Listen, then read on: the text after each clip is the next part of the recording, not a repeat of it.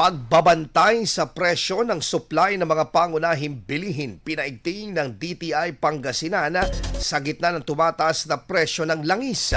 Para sa detalye ng balitang yan, kasama natin Idol Matthew Pacheco. 104.7 IFM Report.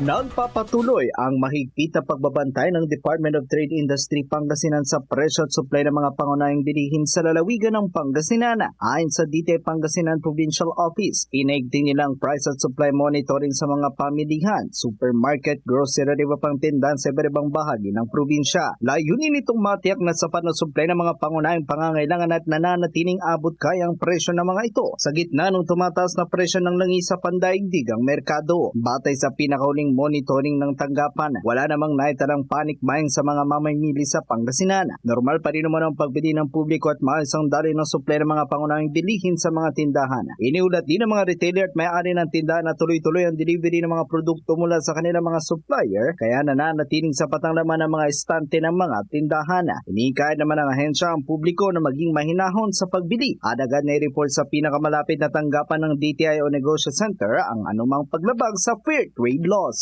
Kasama mo mula rito sa IFM Dagupan, ako po si Idol Matthew Pacheco. Tatak IFM! IFM News. IFM News. IFM News.